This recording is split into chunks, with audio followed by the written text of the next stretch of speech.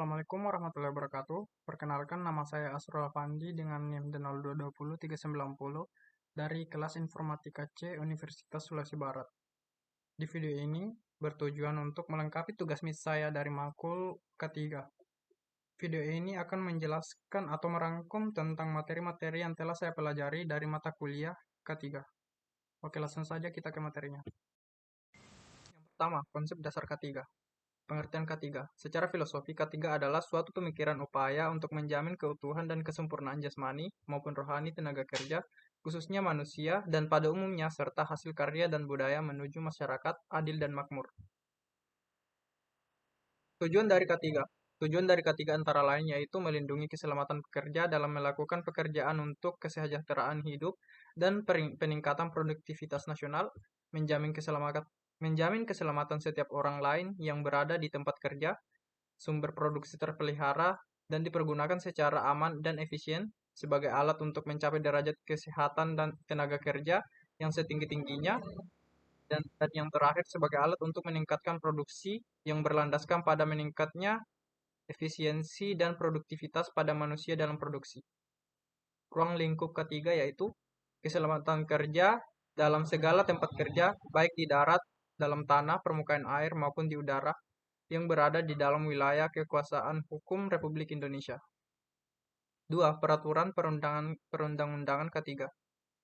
Latar belakang. Salah satu upaya dalam menanggulangi kecelakaan dan penyakit akibat kerja di tempat kerja adalah dengan penerapan peraturan perundangan, antara lain melalui adanya keutuhan syarat-syarat ketiga yang selalu mengikuti perkembangan ilmu pengetahuan, teknik, dan teknologi.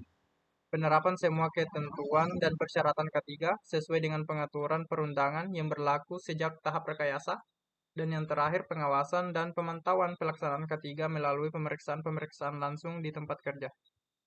Dasar hukum ketiga antara lain Undang-Undang Dasar 1945, Undang-Undang Nomor 14 Tahun 1969 tentang ketentuan pokok mengenai tenaga kerja, Undang-Undang Nomor 1 Tahun 1970 tentang keselamatan kerja, Undang-Undang Nomor 23 Tahun 1992 tentang kesehatan, Undang-Undang Nomor 3 1992 tentang jasmani sosial tenaga kerja, Undang-Undang Nomor 18 1999 tentang jasa konstruksi, Undang-Undang Nomor 28 2002 tentang bangunan gedung, Undang-Undang Nomor 13 2003 tentang ketenaga kerjaan. Dasar hukum lanjutan dari ketiga yaitu Permenaker Nomor 1 Tahun 1980 tentang keselamatan dan kesehatan kerja pada konstruksi bangunan, Keputusan Bersama Menaker Menpu Nomor 174 Men 1986 dan 104 KTPS 1986 tentang keselamatan dan kesehatan kerja pada kegiatan konstruksi, PP Nomor 50 Tahun 2012 tentang penerapan sistem manajemen keselamatan dan kesehatan kerja SMK 3, dan yang terakhir Permen PU Nomor 5 2014 tentang pedoman sistem manajemen ketiga konstruksi bidang pekerjaan umum. 3. Kecelakaan kerja. Definisi dari insiden yaitu suatu kejadian yang tidak diinginkan bila manapun pada saat itu sedikit saja perubahan maka dapat mengakibatkan terjadinya aksiden. Kecelakaan. Kecelakaan merupakan suatu kejadian yang tidak dikehendaki dan tidak diduga semula yang dapat menimbulkan korban manusia atau harta benda. Kecelakaan kerja. Kecelakaan yaitu kecelakaan yang terjadi berhubung dengan kerja, termasuk penyakit yang timbul karena hubungan kerja. Demikian pula kecelakaan yang terjadi dalam perjalanan berangkat dari rumah menuju tempat kerja dan pulang ke rumah melalui jalan yang biasa atau wajar dilalui. Penyebab dari kecelakaan kerja yaitu tanggung jawab pengawas, tindakan atau kelakuan karyawan, alat atau perlengkapan yang tidak aman, keadaan yang tidak aman, dan yang terakhir terjadi karena kehendak Tuhan. Teori domino. Teori domino Heinrich merumuskan kecelakaan terdiri dari 5 faktor yang saling berhubungan yaitu kondisi kerja, kelainan kerja, tindakan tidak aman, kecelakaan kerja, dan cedera. 4. APD atau alat perlindungan diri. APD adalah kelengkapan yang wajib digunakan saat bekerja sesuai bahaya dan risiko kerja untuk menjaga keselamatan pekerja itu sendiri dan orang di sekelilingnya. Tujuan penggunaan APD antara lain melindungi tubuh dari bahaya pekerjaan yang dapat mengakibatkan penyakit atau kecelakaan kerja, meminimalkan akibat kecelakaan kerja atau penyakit akibat kerja, meminimalkan gangguan fisik, mengamankan tubuh bagian dalam. Peralatan APD antara lain yaitu sepatu, baju baju kerja, sarung tangan, tali pengaman, rompi, masker, kacamata, dan helm proyek. 5B3. Bahan beracun berbahaya.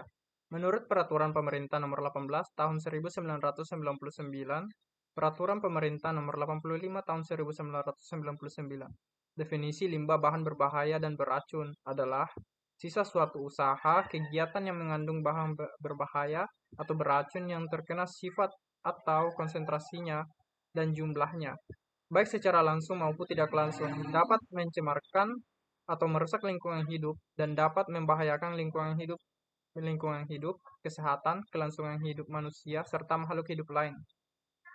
Kategori limbah B3 berdasarkan sumbernya.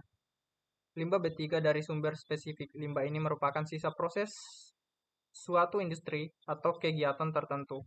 Limbah B3 dari sumber tidak spesifik. Limbah ini tidak berasal dari proses utama suatu kegiatan industri, contohnya kegiatan pemeliharaan alat, pencucian, korosi, pelarut perak, dan pengemasan. C. Limbah B3 dari bahan kimia kadaluarsa.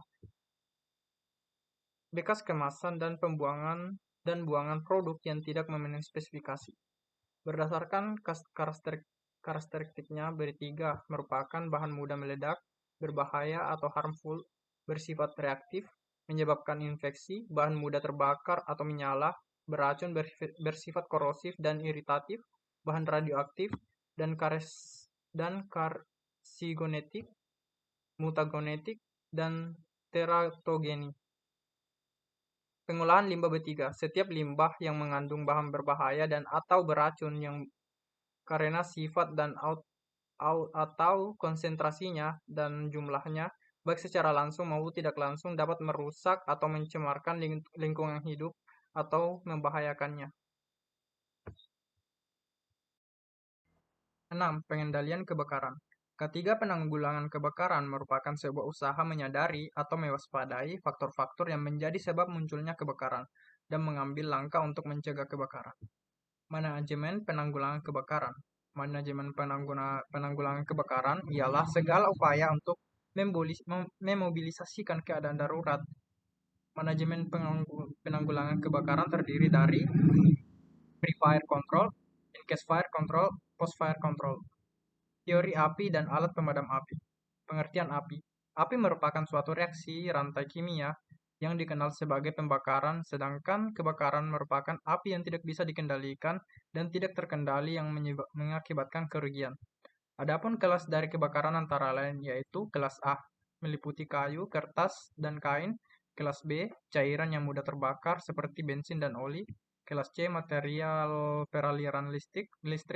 Kelas D, logam. Dan kelas K, yaitu media masak, lemak nabati, dan hewan. Metode pemadaman, yaitu mengurangi temperatur, memindahkan bahan bakar, mengeluarkan oksigen, dan menghambat reaksi rantai penjalaran.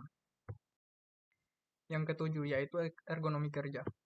Ergonomi kerja menurut Woodside adalah kajian yang integral antara pekerjaan, alat, tempat, dan lingkungan kerja, yang lingkungan di mana pekerja dapat melakukan pekerjaan dengan aman dan nyaman. Kenyamanan merupakan pengukuran kenyamanan dapat dilakukan dari perasaan tidak nyaman terhadap paparan yang diterima pekerja, yaitu berupa keluhan rasa tidak nyaman atau rasa tidak enak pada bagian tubuh akibat paparan yang diterima.